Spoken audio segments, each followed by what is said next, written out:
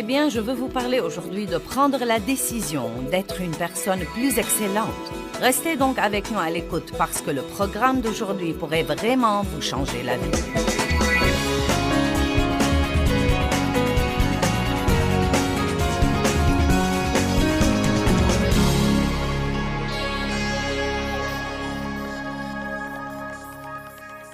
Ouvrez vos Bibles à 1 Roi 18. La troisième session de notre série sur vivre avec excellence et intégrité, car je crois qu'une personne excellente finit ce qu'elle commence. Ce n'est pas difficile de commencer quelque chose. Il y a toujours un enthousiasme qui accompagne tout commencement.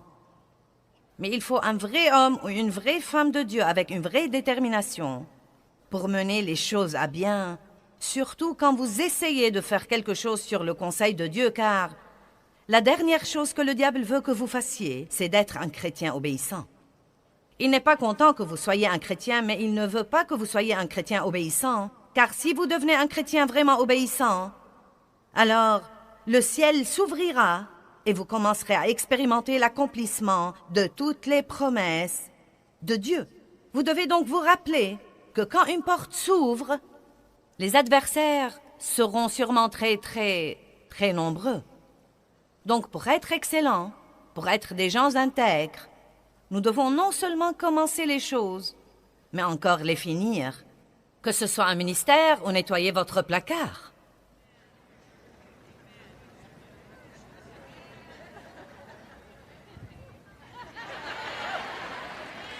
Ou bien nettoyer votre garage. Vous préféreriez que je n'aborde pas ce sujet, n'est-ce pas? Mais franchement et sincèrement, vous croyez que je me mêle de ce qui ne me regarde pas? Prenez soin des trucs que vous avez et ne vivez pas dans le désordre, car cela vous donnera mauvaise conscience à l'égard de beaucoup de choses dans votre vie. Regardez autour de vous et commencez quelque part et persévérez jusqu'à ce que vous arrangiez les choses, parce que le désordre de votre maison influe sur toutes les décisions que vous prenez. Les petites choses sont très importantes. Finissez donc ce que vous commencez. Comme je l'ai déjà dit, ce n'est pas facile de commencer quelque chose. Vous avez normalement des gens qui vous encouragent et vous avez tous les trucs émotionnels pour vous aider. Mais pour arriver à mener les choses à bien, il vous faut de la détermination divine. 1 Roi 18. Élie avait prié pour qu'il ne plût pas. Et la Bible dit qu'il ne tomba pas de pluie pendant 3 ans et 6 mois. Puis Élie pria qu'il plût, et il a dit au roi méchant Achab, dans le verset 41. Élie dit au roi Achab, « Monte, mange et bois, car il y a un bruit d'une abondance de pluie. » 1 Roi 18, 42. Et Achab monta pour manger et pour boire. Et Élie monta au sommet du Carmel, et il se courba jusqu'à terre et mit sa face entre ses genoux. Or, quand il a dit à Achab qu'il allait pleuvoir, il ne pleuvait pas encore, et il n'y avait aucun signe qui montrait que le temps était à la pluie. Il lui a dit donc ce que Dieu lui avait mis dans le cœur, et il parlait strictement par la foi. Et vous allez voir, dans un instant, la puissance de la foi. Et il dit à son serviteur, « Monte maintenant, regarde du côté de la mer. » Le serviteur monta, regarda, et dit, « Il n'y a rien. » Et Élie lui dit, « Retourne. » Et il le dit 7 fois. Maintenant, de peur de passer vite sur ce verset sans en profiter, pensez-y un petit peu. Élie avait dit à Achab, « Tu ferais mieux de partir d'ici, il va pleuvoir. Ça ne m'a pas l'air d'un jour de pluie. » Élie se met donc à genoux et commence tout de suite à prier. Et envoie son serviteur à la cime de la montagne, et je crois que c'était plutôt un trajet très fatigant. Et il lui dit, « Monte là et vois s'il y a le moindre nuage. » Eh bien, il va et revient, il n'y avait rien. Élie lui dit d'aller de nouveau. Il va et il revient, rien. Va de nouveau. 7 fois consécutives, il va et il revient. Et finalement, il revient et dit, « Eh bien, il n'y a pas grand-chose, mais il y a un petit nuage de la taille de la main d'un homme. » Et avec ça, Élie était tout excité. Élie était tout excité. La Bible dit qu'il s'est ceint les reins et que l'Esprit du Seigneur était sur lui et qu'il a couru 32 kilomètres. Et il a devancé Achab. Et je peux l'entendre dire « Je t'avais bien dit qu'il allait pleuvoir ». Mais voici ce qu'il y a d'intéressant là-dedans. Et s'il s'était arrêté après 3 fois? Et s'il s'était arrêté après 4 fois? Et s'il s'était arrêté après 5 ou 6 fois? Je crois personnellement qu'il fallait les 7 fois. Et je crois que 7 est un numéro représentatif de continuer à essayer le nombre parfait de fois jusqu'à obtenir l'exaucement. En d'autres termes, nous devons être des gens déterminés et qui n'abandonnent pas. Amen. Vous serez stupéfiés de ce qui arriverait dans votre vie si vous décidez de dire ce soir, je vais être la personne que Dieu veut que je sois. Je vais faire ce que Dieu veut que je fasse. Je vais avoir ce que Dieu veut que j'ai et je ne vais surtout pas abandonner. Vous devez vous attendre à l'opposition. Ne vous attendez surtout pas quand vous faites ça, vous savez, à flotter sur un nuage de gloire et à chanter l'Alléluia en chœur toute la journée. Il va y avoir une opposition.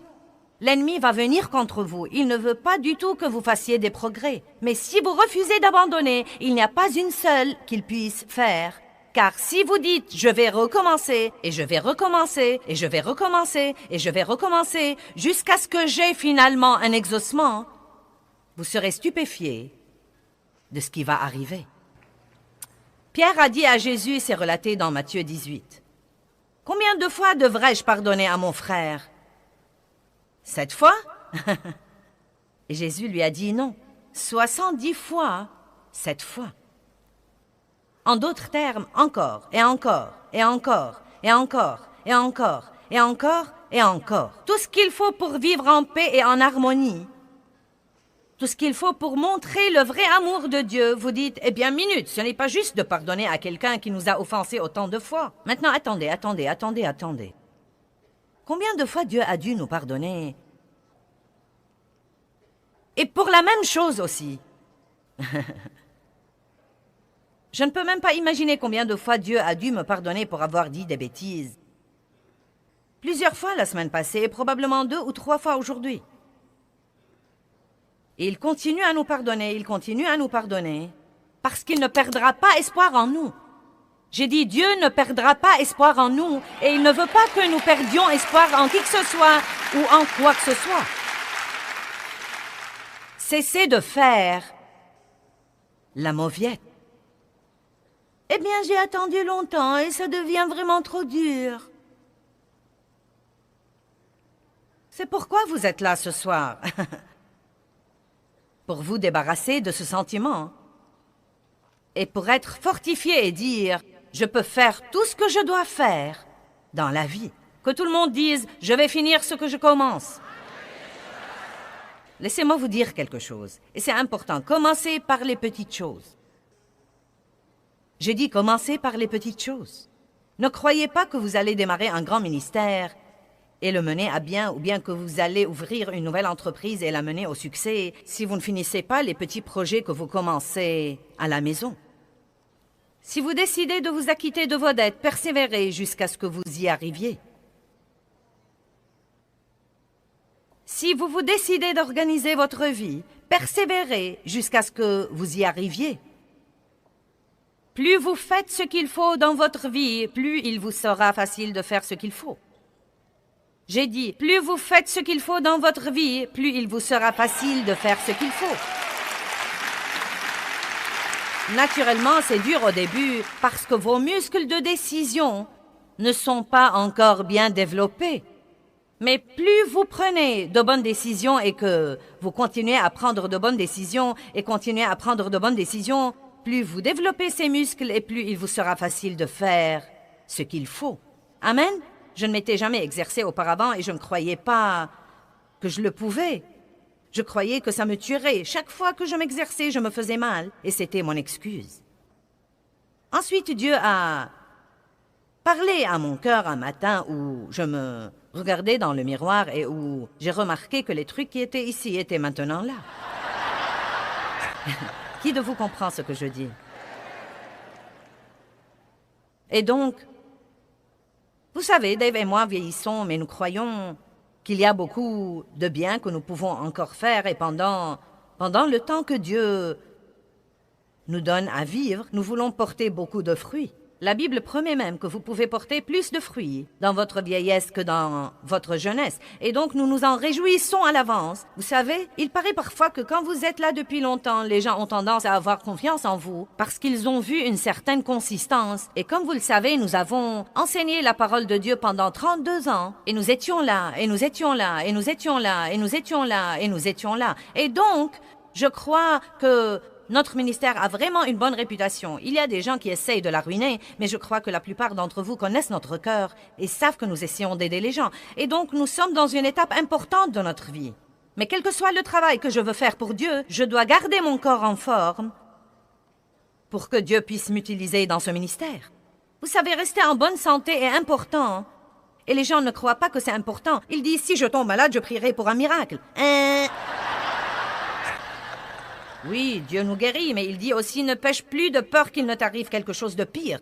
Et vous savez, maltraiter son corps est un péché. Donc Dieu m'a dit, si tu veux être forte pendant le dernier tiers de ton voyage, tu devrais t'exercer. Il s'occupait de moi au sujet de m'exercer. Eh bien, j'ai dit à ma famille que je voulais aller au gymnase et avoir un entraîneur et m'exercer, et ils ont tous ri de moi. Non, mais à haute voix. Ils ont ri de moi. Oh oui, ça va durer une semaine. Bien sûr. Dave trouvait que c'était si drôle qu'il est allé avec moi la première fois pour rire quand on allait m'évaluer. Oui. Eh bien, c'était vraiment dur au début. Et j'avais tellement mal que je ne pouvais ni m'asseoir sur le siège des cabinets, ni me lever. Je ne pouvais ni m'asseoir sur les chaises, ni me lever. Non, mais c'était vraiment incroyable. Oh, mon Dieu! Quand vous n'avez jamais rien fait pour aucune partie de votre corps et que vous vous lancez dans un de ces programmes d'entraînement, vous êtes comme « Non, mais j'ai eu mal dans les endroits que je ne savais pas qu'ils existaient. » Mais je m'étais décidée, et c'est étonnant ce qui arrive quand vous vous décidez. Et ma famille m'a en fait rendu service en se moquant de moi, car dès que vous me dites que je ne peux pas faire quelque chose, je vais vous prouver que je peux le faire.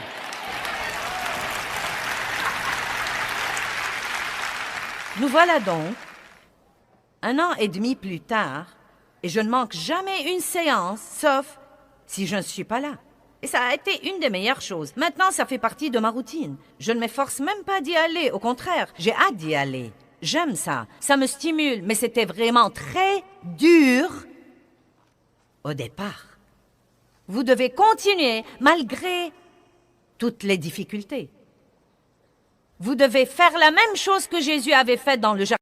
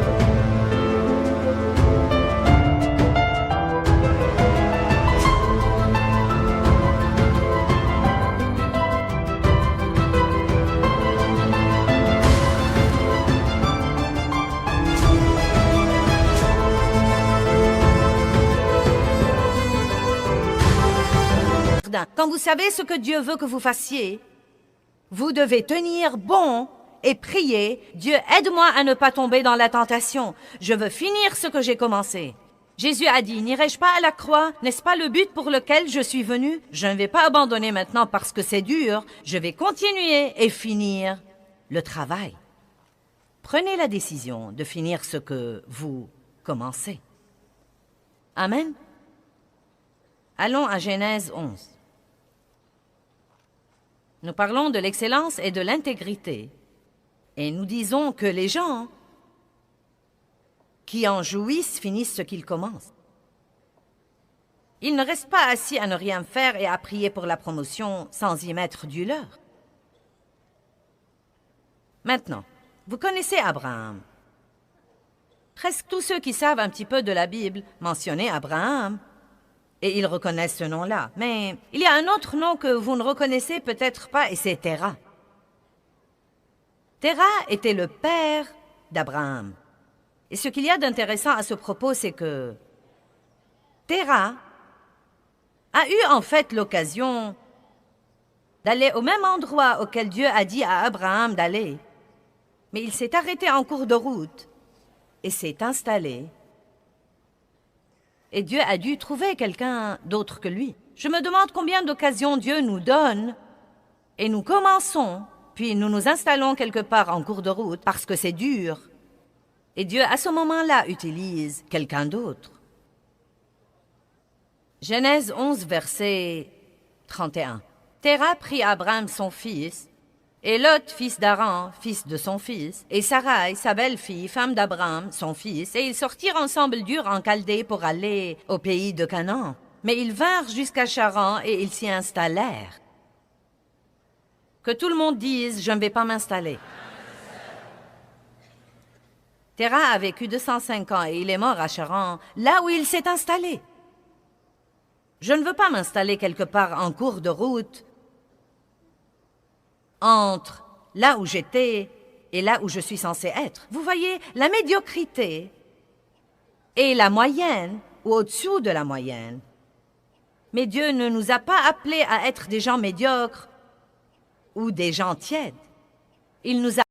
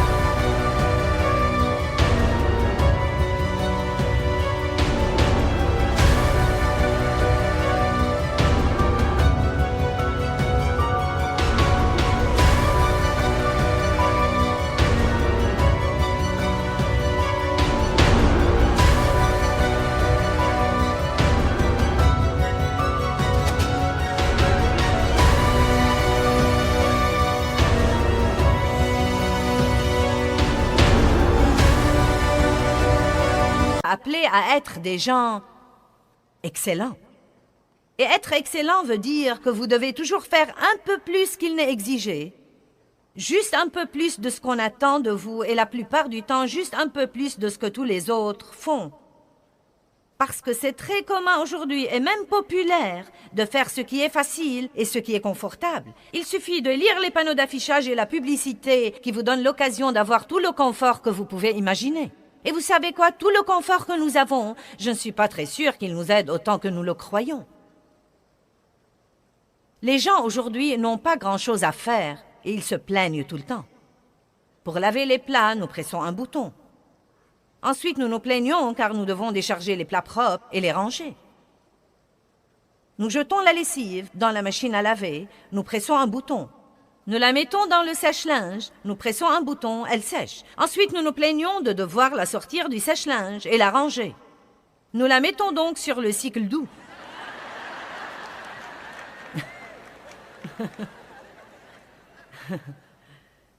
Nous avons des escaliers roulants et des ascenseurs et l'air conditionné et nous ne sommes pas censés suer, nous ne sommes pas censés nous fatiguer, nous ne sommes pas censés de faire grand-chose. Et pourtant, nous nous plaignons probablement plus que toute autre génération. Et je crois, en réalité, qu'une des meilleures choses pour nous, c'est de travailler dur et de faire toujours des efforts. Et croyez-moi, le fait d'avoir toutes les facilités dans la vie ne nous rend pas vraiment service comme nous le croyons. C'est comme l'homme qui a vu l'œuf de l'aigle et qui a vu l'aiglon travailler dur et lutter pour sortir de la coquille.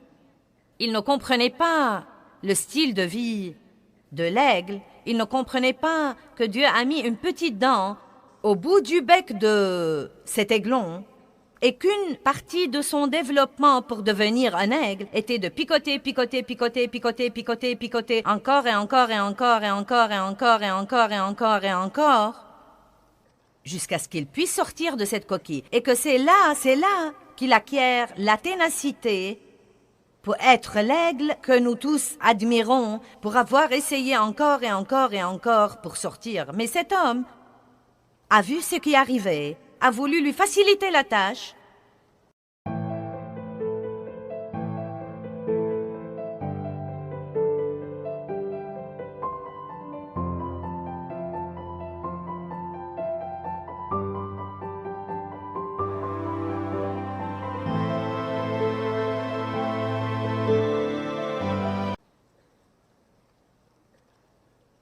Et l'aiglon n'a pas survécu.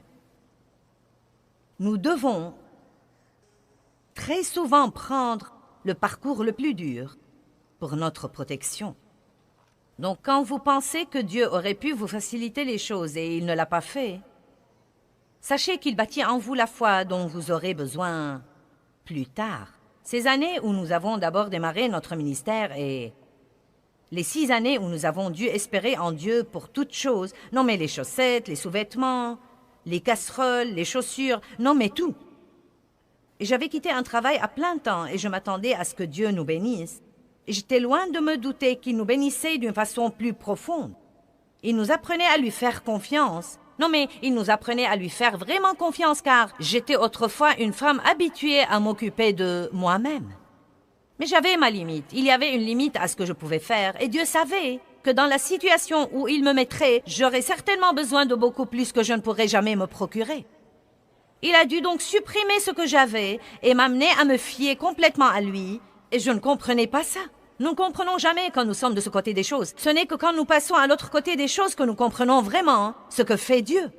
Maintenant, avec toutes les finances dont ce ministère a besoin, c'est bien que j'ai appris à espérer en Dieu pour les chaussettes et les sous-vêtements. Beaucoup de gens veulent que Dieu fasse quelque chose de grand pour eux, mais ils ne sont pas prêts à être fidèles dans les petites choses que Dieu leur donne à faire. Si vous vous demandez pourquoi vous n'avez pas été promu dans l'Église, alors que vous prêchez mieux que le pasteur et chantez mieux que le leader de l'adoration, puis-je vous dire quelque chose? Il vous faut beaucoup plus que votre don pour réussir. J'ai dit, il vous faut beaucoup plus que votre don pour réussir. Tant de gens ont un don qui peut les prendre quelque part, mais pas assez de caractère pour les garder là une fois qu'ils y arrivent. Et Dieu ne cherche plus des gens qui le mettent dans l'embarras devant le monde. Donc, Oui, peut-être que nous avons des dons, mais notre période d'attente teste tous ces autres trucs. Allez-vous finir ce que vous avez commencé? Allez-vous être une personne excellente, même à la maison quand personne ne vous voit derrière les portes fermées? Allez-vous vivre devant Dieu, devant l'œil du Tout-Puissant qui voit tout, et allez-vous vous soucier davantage de ce que pense Dieu que de ce que pensent tous les autres? Je veux que vous ayez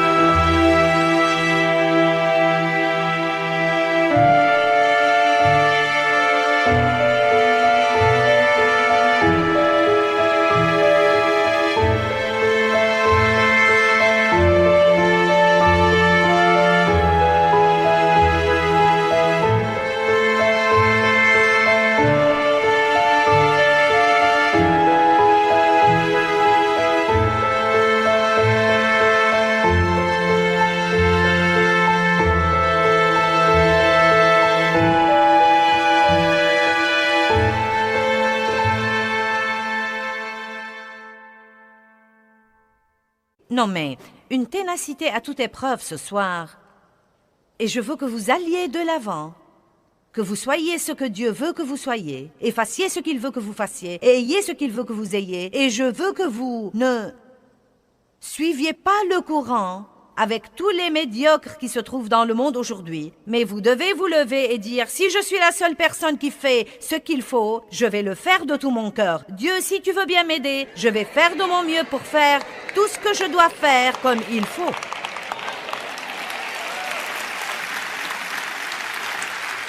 Je vais essayer encore et encore et encore.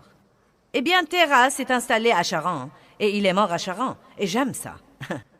Tu meurs là où tu t'installes. Et beaucoup de gens meurent avant de mourir physiquement.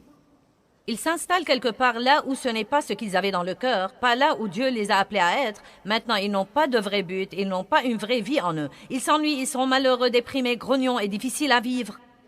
Parce qu'ils se sont installés et n'ont pas persévéré pour avoir la meilleure chose que Dieu avait pour eux. Donc Dieu va essayer de nouveau. 12 ans. Maintenant, à Charan, l'Éternel dit à Abraham, « Va-t'en pour toi-même, pour ton bien, de ton pays et de ta parenté et de la maison de ton père dans le pays que je te montrerai. Et si tu fais ça, je ferai de toi une grande nation, et je te bénirai d'une abondance de bénédictions. Je rendrai ton nom célèbre et éminent, et tu seras une bénédiction, et tu la prodigueras aux autres. » C'est quasiment la promesse la plus grande que Dieu puisse faire à quiconque. Mais Abraham a dû quitter tout ce qui le sécurisait, tout ce qui lui était familier, et il a dû partir quelque part dans la foi et la confiance en Dieu sans savoir où il se dirigeait. Ça a dû être dur. Mais il a persévéré et il a obéi à Dieu, et il est devenu l'homme avec qui Dieu a fait la première alliance et a béni les nations par lui. Vous n'avez pas la moindre idée de ce que Dieu peut faire par vous. Ne vous asseyez pas et ne restez pas bouche bée devant ceux qui montent en chair et ne dites pas « si seulement ». Vous n'avez pas besoin de souhait mais de volonté. Vous devez bien savoir que tout ce que Dieu fait pour une personne, il le fera pour une autre. Peut-être que vous ne prêchez pas, vous ne... Step 1, wake up early, gonna rise with the sun. Step 2, get some good, some food in you.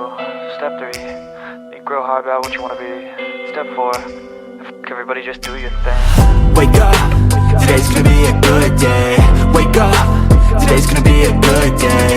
Wake up, today's gonna be a good day. Wake up, today's gonna be a good day. Wake up, today's gonna be a good day. Wake up, today's gonna be a good day. Wake up, today's gonna be a good day. Wake up, today's gonna be a good day. Yo, set your affirmations, aspirations. I got shit to do, the aftermath of preparation. Good food, good mood, blood in circulation. One step at a time, yeah, that's how you make it. Set a goal you control and the steps you take them. I try to pick one thought, have some concentration. And if I make a mistake, it's called education. I try to do this every day, call it replication. Wake up, today's gonna be a good day. Wake up, today's gonna be a good day. Wake up, today's gonna be a good day.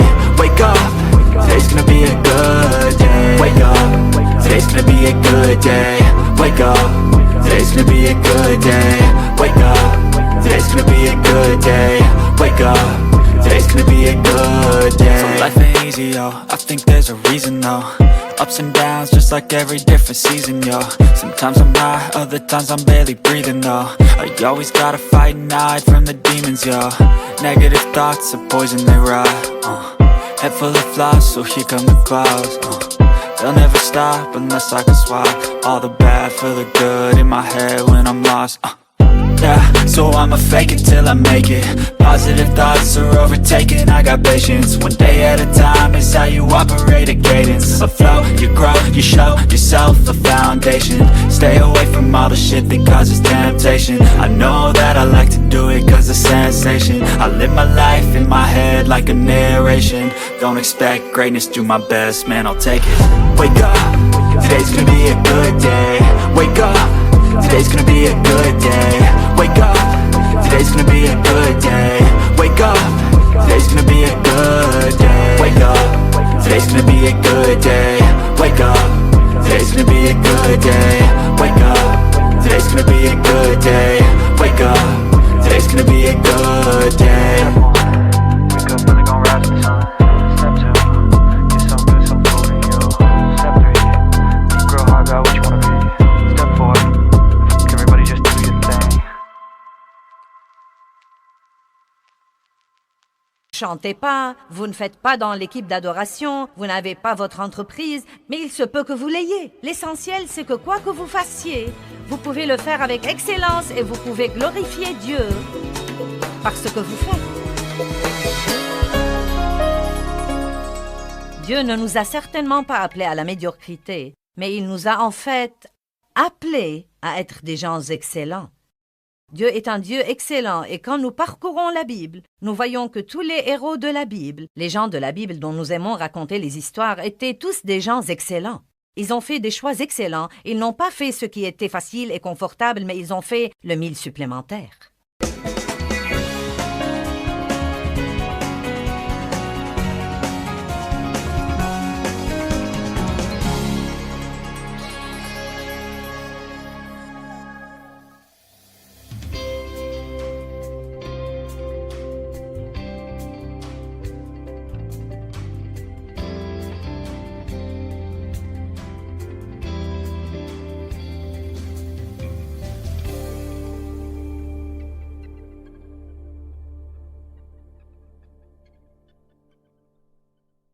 Thôi mong chờ vậy sao bật khóc trong ngu ngơ.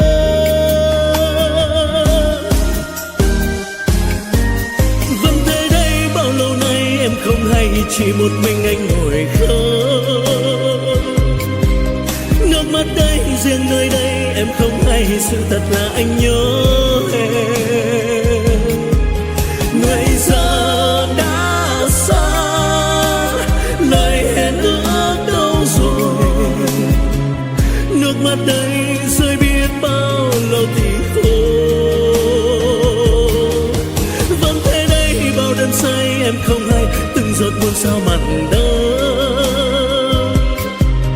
Nhưng lúc ấy anh loay hoay trong cơn say, lại nhầm rằng em ở đây.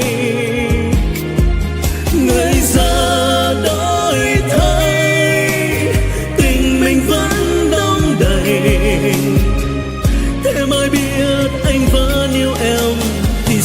tìm quên chốn xưa ngày ta quen.